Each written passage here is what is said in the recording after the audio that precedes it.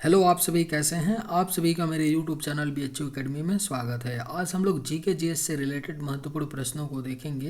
ये सभी प्रश्न होने वाले आगामी एग्जामों के लिए बेहद ही महत्वपूर्ण होने वाले हैं, तो वीडियो आखिरी तक ज़रूर देखिएगा और सभी प्रश्नों को आप लोग अच्छे से याद कर लीजिएगा। मुझे कमेंट करके भी बताइएगा कि आपको कितने प्रश्नों का जवाब सही पता था। तो चलिए आइए एक एक करके शुरू करते हैं। लौंग का सबसे बड़ा उत्पादक राज्य कौन सा है? सही जवाब क्या होगा? तो लौंग का जो सबसे बड़ा उत्पादक राज्य है वह आपका तमिलनाडु है। यानी राइट आंसर क्या हो जाएगा? ऑप्शन सी हो जाएगा। लौंग का सबसे बड़ा उत्पादक राज्य कौन सा है? तो आपका तमिलनाडु है। संतरा और अंगूर का सबसे बड़ा उत्पादक राज्य कौन सा है? सही जवाब क्या होगा? तो संतरा और अंगूर का जो सबसे बड़ा उत्पादक भारत का राज्य है वह आपका महाराष्ट्र राज्य है। यानी सही जवाब ऑप्शन बी हो जाएगा। संतरा और अंगूर का जो सबसे बड़ा उत्पादक राज्य है वह महाराष्ट्र है। मूंगफली और कपास का सबसे बड़ा उत्पादक राज्य है। सही जवाब क्या होगा? तो मूंगफली और कपास का जो सबसे बड़ा उत्पादक राज्य है वह आपका गुजरात है। यानी राइट आंसर क्या होगा? ऑप्शन ए हो जाएगा। कपास के उत्पादन में भी गुजरात पहले स्थान पर है और मूंगफली के भी उत्पादन में भारत में पहले स्थान पे है। यानी सबसे ज़्यादा उत्पादन गुजरात राज्य करता है, मूंगफली का भी और कपास का। सही जवाब आपका ऑप्शन ए हो जाएगा। दलहन, सोयाबीन और चना का सबसे बड़ा उत्पादक राज्य है। सही जवाब क्या होगा? तो दलहन, सोयाबीन और चना का जो सबसे बड़ा उत्पादक राज्य है वह आपका मध्य प्रदेश है। यानी राइट आंसर क्या हो जाएगा? तो ऑप्शन सी होगा। दलहन, सोयाबीन और चना का सबसे बड़ा उत्पादक राज्य मध्य प्रदेश है। चाय का सबसे बड़ा उत्पादक राज्य कौन सा है? आप सभी को पता होना चाहिए कि चाय का जो सबसे बड़ा उत्पादक राज्य है वह आपका असम है। यानी राइट आंसर क्या होगा? ऑप्शन ए हो जाएगा। चाय का सबसे बड़ा उत्पादक राज्य असम है। केसर और सेब का सबसे बड़ा उत्पादक राज्य कौन सा है? करेक्ट आंसर क्या होगा? तो केसर और सेब का जो सबसे बड़ा उत्पादक राज्य भारत का है वह जम्मू कश्मीर है।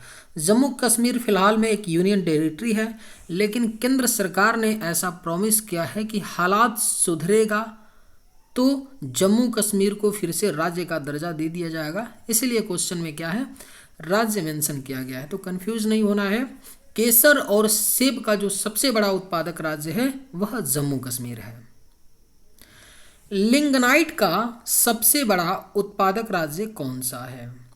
अगर आप लोगों को ये वीडियो पसंद आए तो एक लाइक ज़रूर कीजिएगा और अगर आप इस चैनल पर नए होंगे तो सब्सक्राइब भी कर लीजिएगा।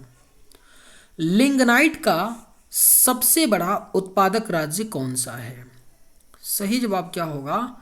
तो ऑप्शन बी हो जाएगा। तमिलनाडु राज्य। तमिलनाडु राज्य लिंगनाइट का सबसे बड़ा उत्पादक राज्य है। यानी राइट आंसर ऑप्शन बी हो जाएगा। थोरियम का सबसे बड़ा उत्पादक राज्य कौन सा है? महत्वपूर्ण प्रश्न है। थोरियम का जो सबसे बड़ा उत्पादक राज्य है वह आपका केरल राज्य है। यानी राइट आंसर क्या होगा? तो ऑप्शन बी हो जाएगा। थोरियम का सबसे बड़ा उत्पादक राज्य केरल है। भारतीय राष्ट्रीय कांग्रेस के पहले अध्यक्ष कौन थे? सही जवाब क्या होगा? तो भारतीय राष्ट्रीय कांग्रेस के जो पहले अध्यक्ष थे वह व्योमेश चंद्र बनर्जी थे। यानी सही जवाब ऑप्शन डी होगा। भारतीय राष्ट्रीय कांग्रेस की बात करें तो इसकी स्थापना 1885 ईस्वी में एक अंग्रेज व्यक्ति थे ए ओ ह्यूम। ए ओ ह्यूम ने किया था भारतीय राष्ट्रीय कांग्रेस की स्थापना 1885 में, और जो पहले अध्यक्ष थे भारतीय राष्ट्रीय कांग्रेस के वो कौन थे? तो व्योमेश चंद्र बनर्जी थे। बाबा गरिया पूजा त्योहार मनाया जाता है। बेहद ही महत्वपूर्ण प्रश्न है, ये प्रश्न कई बार पूछा गया है, पूछा जा सकता है, स्टार मार्क कर लीजिए। बाबा गरिया पूजा त्योहार कहाँ मनाया जाता है? तो सही जवाब ऑप्शन डी होगा, त्रिपुरा में। त्रिपुरा राज्य में बाबा गरिया पूजा त्योहार मनाया जाता है, यानी राइट आंसर ऑप्शन डी हो जाएगा। निम्न में से किस त्योहार में सूर्य की पूजा की जाती है? आपके ऑप्शंस हैं होली, छठ, दीपावली, बुद्ध पूर्णिमा। सही जवाब क्या होगा? तो किस त्योहार में सूर्य की पूजा की जाती है? तो करेक्ट आंसर ऑप्शन बी हो जाएगा, छठ। यानी छठ के त्योहार में सूर्य की पूजा की जाती है। पूरे भारत में सबसे जो लोकप्रिय छठ का त्योहार है यह किस राज्य का है? तो बिहार राज्य का। बिहार राज्य में छठ का त्योहार बड़े धूमधाम से मनाया जाता है। भारतीय मुद्रा का नाम रुपया किसने रखा था? सही जवाब क्या होगा? तो भारतीय मुद्रा का नाम रुपया शेरशाह ने रखा था। सही जवाब यानी क्या होगा? ऑप्शन सी हो जाएगा, भारतीय मुद्रा का नाम रुपया शेरशाह ने रखा था। भारत के राष्ट्रीय चिन्हों में कितने शेर होते हैं? करेक्ट आंसर क्या होगा?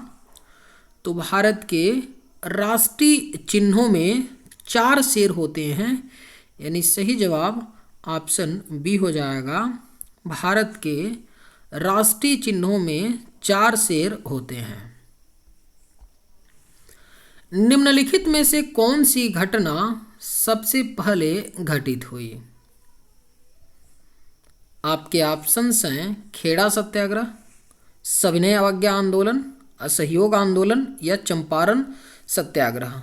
पूछा जा रहा है कि कौन सी घटना है जो सबसे पहले घटित हुई। तो इस प्रश्न का जवाब आपको तभी पता होगा जब आपको पता रहेगा कि जो चारों ऑप्शंस हैं इनकी घटनाएं कब हुई थी, तभी तो आप अंदाजा लगाएंगे भाई कि चारों में से सबसे पहले कौन सा घटित हुआ है ना। तो सबसे पहले हम लोग देख लेते हैं कि खेड़ा सत्याग्रह कब हुआ था। तो ये हुआ था 1918 में, ठीक है। खेड़ा सत्याग्रह 1918 गुजरात में हुआ था, ओके। सविनय अवज्ञा आंदोलन कब हुआ था? तो 1930 में हुआ था, 12 मार्च 1930 को, ठीक है। सन याद रखिएगा, सन काफ़ी है, ठीक है। असहयोग आंदोलन कब हुआ था? तो ये आपका 1920 में हुआ था, 1 अगस्त 1920 में असहयोग आंदोलन हुआ था। और चंपारण सत्याग्रह बिहार में कब हुआ था? तो 1917 में, ठीक है।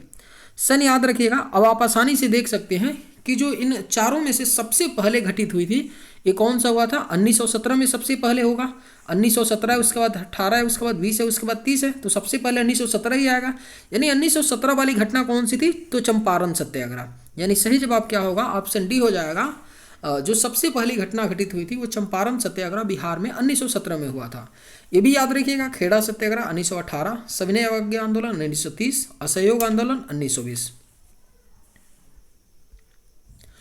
1935 के अधिनियम किस समिति पर आधारित है? सही जवाब क्या होगा? तो 1935 के जो अधिनियम थे यह साइमन कमीशन समिति पर आधारित थे, यानी आपका सही जवाब ऑप्शन ए हो जाएगा। 1935 के अधिनियम साइमन कमीशन समिति पर आधारित है। डॉक्टर भीमराव अंबेडकर का जन्म और मृत्यु कब हुई थी? अभी फिलहाल में भीमराव अंबेडकर जी के ऊपर कुछ अच्छी टिप्पणी नहीं की गई है अपने गृह मंत्री के द्वारा, आप सभी को पता होगा, है ना। क्योंकि अगर आप लोग तैयारी करते हैं तो करंट की बातें 2-4 आपको पता होना चाहिए, है ना। अगर पेपर पढ़ते हैं तो वहाँ से भी इस क्वेश्चन को आप लोग क्या करते हैं, टैकल कर सकते थे कि भीमराव अंबेडकर का जन्म और मृत्यु कब हुआ था। क्योंकि जो भी करंट में कोई टॉपिक होता है, कोई घटनाएं घटती हैं, है ना, तो पेपर वाले उस चीज़ के बारे में डिटेल में जिक्र करते हैं, है ना। तो आपको थोड़ा सा क्या करना पड़ेगा, जागरूक रहना पड़ेगा, है ना। तो जीएस आपका वैसे ही आधा तैयार हो जाता है। तो पूछा जा रहा है कि भीमराव अंबेडकर जी का जन्म और मृत्यु कब हुआ था। तो सही जवाब ऑप्शन बी होगा। जन्म 1891 ईस्वी में और इनकी मृत्यु 1956 ईस्वी में हुआ था। तो अच्छे से याद कर लीजिएगा कि बाबा साहेब भीमराव अंबेडकर जी का जन्म 1891 में और मृत्यु 1956 में हुआ था। Lakshmibai national college of physical education स्थित है। बेहद ही महत्वपूर्ण प्रश्न है, स्टार मार्क कर लीजिए, पूछा जा सकता है। क्वेश्चन है कि Lakshmibai national college of physical education कहाँ स्थित है। तो सही जवाब ऑप्शन बी होगा, ग्वालियर। ग्वालियर मध्य प्रदेश में पड़ता है। ग्वालियर मध्य प्रदेश में आपका Lakshmibai national college of physical education स्थित है, यानी सही जवाब ऑप्शन बी होगा। तानसेन सम्मान किस राज्य की सरकार ने शुरू किया था। करेक्ट आंसर क्या होगा। तो तानसेन सम्मान यह आपका मध्य प्रदेश राज्य की सरकार ने शुरू किया था, तानसेन सम्मान, यानी सही जवाब क्या होगा, ऑप्शन डी हो जाएगा। तानसेन सम्मान को मध्य प्रदेश राज्य की सरकार ने शुरू किया था। मल्लिका साराभाई निम्नलिखित में से किसके साथ जुड़ी हुई हैं। सही जवाब क्या होगा। तो मल्लिका साराभाई जो हैं यह शास्त्रीय नृत्य के साथ जुड़ी हैं, यानी राइट आंसर क्या हो जाएगा, ऑप्शन सी हो जाएगा। मल्लिका साराभाई शास्त्रीय नृत्य के साथ जुड़ी हैं, सही जवाब ऑप्शन सी हो जाएगा। चित्तौड़ में विजय स्तंभ का निर्माण किसने किया था। करेक्ट आंसर क्या होगा। तो चित्तौड़ में विजय स्तंभ का जो निर्माण है यह राणा कुंभा ने किया था। राइट आंसर क्या होगा, तो ऑप्शन बी हो जाएगा। चित्तौड़ में विजय स्तंभ का निर्माण राणा कुंभा ने किया था। इंडिया विंस फ्रीडम पुस्तक के लेखक कौन है। करेक्ट आंसर क्या होगा। तो इंडिया विंस फ्रीडम पुस्तक के जो लेखक हैं यह मौलाना आज़ाद हैं, यानी राइट आंसर क्या होगा, ऑप्शन ए हो जाएगा। इंडिया विंस फ्रीडम पुस्तक के लेखक कौन हैं, तो मौलाना आज़ाद हैं। प्राचीन पौराणिक और विश्वविख्यात हरिहर क्षेत्र का मेला कहाँ लगता है। महत्वपूर्ण प्रश्न है, अच्छे से याद कर लीजिएगा। प्राचीन पौराणिक और विश्वविख्यात हरिहर क्षेत्र का जो मेला है यह आपका बिहार राज्य में लगता है, यानी हमारा करेक्ट आंसर क्या होगा, ऑप्शन ए हो जाएगा। प्राचीन पौराणिक और विश्वविख्यात हरिहर क्षेत्र का मेला बिहार राज्य में लगता है। जल्लीकट्टू नामक त्योहार किस राज्य में मनाया जाता है। बेहद बेहद महत्वपूर्ण है, वीवीआईपी इस क्वेश्चन को कीजिए, क्योंकि ये मैटर जो है सुप्रीम कोर्ट में भी गया था। तो सुप्रीम कोर्ट का एक दिशा निर्देश आया था। जल्लीकट्टू क्या होता है कि एक त्यौहार मनाया जाता है जिसमें पशु का इस्तेमाल किया जाता है, पशु में सांड का प्रयोग किया जाता है ना। तो ये आपका जल्लीकट्टू जो नामक त्यौहार है यह किस राज्य में मनाया जाता है, तो तमिलनाडु राज्य में। तो जो लोग थोड़े टाइप के एनिमल एक्टिविस्ट थे तो उन्होंने कहा था, सुप्रीम कोर्ट में एक याचिका रिट दाखिल की थी कि जो जल्लीकट्टू त्यौहार है इसमें एनिमल के साथ अत्याचार होता है, ठीक है। तो ये मैटर सुप्रीम कोर्ट तक भी गया था अब, और सुप्रीम कोर्ट का एक जजमेंट भी आया था। तो सुप्रीम कोर्ट ने फिलहाल जल्लीकट्टू को, जो तमिलनाडु का जो त्यौहार है, उस पर एग्री था कि ठीक है ये पर्टिकुलर राज्य का त्यौहार है ना, तो मना सकते हैं, कोई दिक्कत नहीं है।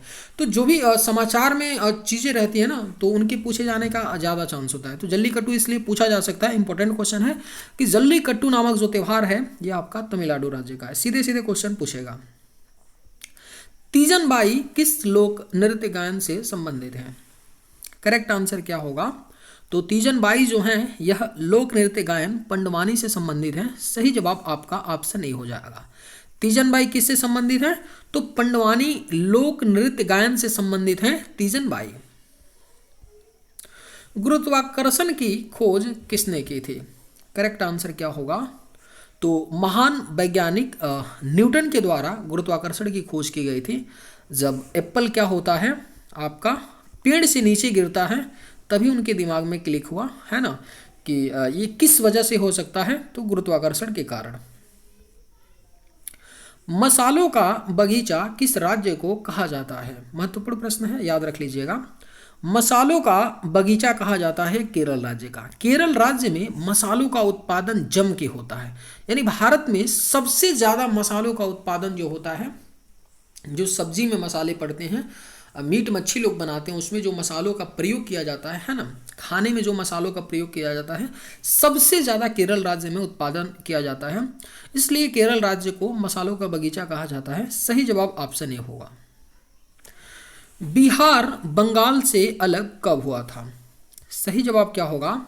तो जो बिहार राज्य है पहले बंगाल का हिस्सा था, अलग हुआ था 1912 में, यानी सही जवाब क्या होगा? ऑप्शन बी हो जाएगा।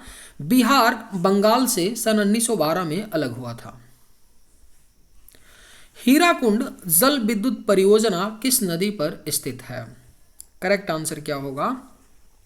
तो हीराकुंड जल विद्युत परियोजना जो है यह आपका महानदी पर स्थित है, यानी सही जवाब क्या हो जाएगा? ऑप्शन सी होगा। हीराकुंड जल विद्युत परियोजना जो है यह आपका महानदी पर स्थित है। अमीबा में कुल कितने सेल यानी कोशिका होते हैं? सही जवाब क्या होगा?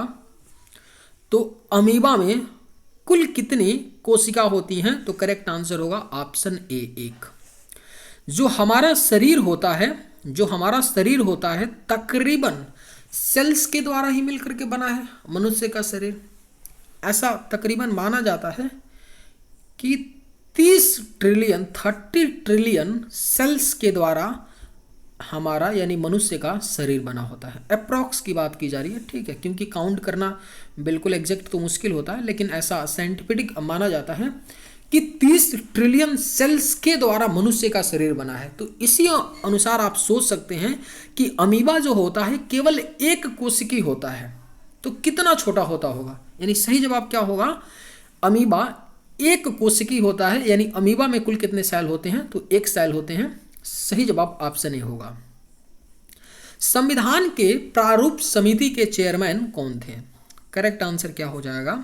तो संविधान के प्रारूप समिति के जो चेयरमैन थे बाबा साहेब डॉक्टर भीमराव अंबेडकर जी थे, यानी करेक्ट आंसर क्या होगा? ऑप्शन सी हो जाएगा। अरब सागर की रानी किसे कहा जाता है? राइट आंसर क्या होगा? तो अरब सागर की रानी कहा जाता है कोच्चि को, यानी राइट आंसर क्या होगा? ऑप्शन बी हो जाएगा। अरब सागर की रानी कोच्चि को कहा जाता है। नंदा देवी पर्वत चोटी किस राज्य में स्थित है? करेक्ट आंसर क्या होगा? तो नंदा देवी पर्वत चोटी जो है यह आपका उत्तराखंड राज्य में स्थित है। सही जवाब ऑप्शन सी होगा। जो नंदा देवी पर्वत चोटी है यह आपका उत्तराखंड राज्य में स्थित है। पृथ्वी का एकमात्र प्राकृतिक उपग्रह है। करेक्ट आंसर क्या होगा? सभी को पता होगा कि पृथ्वी का जो एकमात्र प्राकृतिक उपग्रह है वह चंद्रमा है, यानी राइट आंसर क्या हो जाएगा? तो ऑप्शन ए हो जाएगा। भारत का सबसे बड़ा बंदरगाह कौन सा है? राइट आंसर क्या होगा? तो भारत का जो सबसे बड़ा बंदरगाह है वह आपका मुंबई बंदरगाह है, यानी सही जवाब क्या होगा? तो ऑप्शन बी होगा। भारत का सबसे बड़ा बंदरगाह मुंबई। और एक क्वेश्चन और पूछता है, पता है क्या पूछता है ना, कि भारत का सबसे गहरा बंदरगाह कौन सा है? तब याद रखिएगा, अगर गहरा बोलेगा तो विशाखापत्तनम है, यानी राइट आंसर तब ऑप्शन ए होगा। भाखड़ा नांगल बांध किस नदी पर है? करेक्ट आंसर क्या होगा? तो भाखड़ा नांगल जो बांध है यह आपका सतलुज नदी पर है। सही जवाब ऑप्शन बी होगा। सतलुज नदी पर भाखड़ा नांगल बांध स्थित है। 7 टापुओं का शहर किसे कहा जाता है? सही जवाब क्या होगा? तो 7 टापुओं का शहर मुंबई को कहा जाता है, यानी राइट आंसर क्या हो जाएगा? ऑप्शन ए हो जाएगा। भारत में पहला कृषि विज्ञान केंद्र कहाँ स्थापित हुआ था? अगर आप लोगों को ये वीडियो थोड़ा सा भी पसंद आए तो एक लाइक ज़रूर कीजिएगा, और अगर इस आप चैनल पर नए होंगे तो सब्सक्राइब भी कर लीजिएगा। भारत में पहला कृषि विज्ञान केंद्र स्थापित हुआ था कहाँ पर? तो पुदुचेरी में। सही जवाब क्या हो जाएगा? ऑप्शन सी हो जाएगा। पुदुचेरी में भारत में पहला कृषि विज्ञान केंद्र स्थापित हुआ था। सर्वाधिक अम्लीय वर्षा किस देश में होती है? राइट आंसर क्या होगा? तो ऑप्शन सी हो जाएगा, सर्वाधिक अम्लीय वर्षा जो है यह आपका नॉर्वे देश में होती है। करेक्ट आंसर ऑप्शन सी होगा। लूनी नदी पर स्थित जवाईबाद किस राज्य में है? बेहद ही महत्वपूर्ण प्रश्न है ये, इससे आप लोग स्टार मार्क कर लीजिए, कई बार पूछा जा सकता है कि लूनी नदी पर स्थित जवाईबाद जो है यह किस राज्य में पड़ता है? तो राजस्थान में पड़ता है। यानी सही जवाब क्या हो जाएगा? ऑप्शन डी हो जाएगा। लूनी नदी पर स्थित जवाईबाद राजस्थान राज्य में स्थित है। भारत के पहले राष्ट्रपति का क्या नाम है? इस प्रश्न का जवाब क्या होगा? आप लोग मुझे कमेंट करके बताइएगा कि भारत के पहले राष्ट्रपति कौन थे? ऑप्शंस हैं राजेंद्र प्रसाद जी, अब्दुल कलाम, बाल गंगाधर तिलक या डॉक्टर सर्वपल्ली राधाकृष्णन। चलिए आज की वीडियो में बस इतना ही। अगर आप लोगों को ये वीडियो पसंद आए तो एक लाइक ज़रूर कीजिएगा। थैंक्स।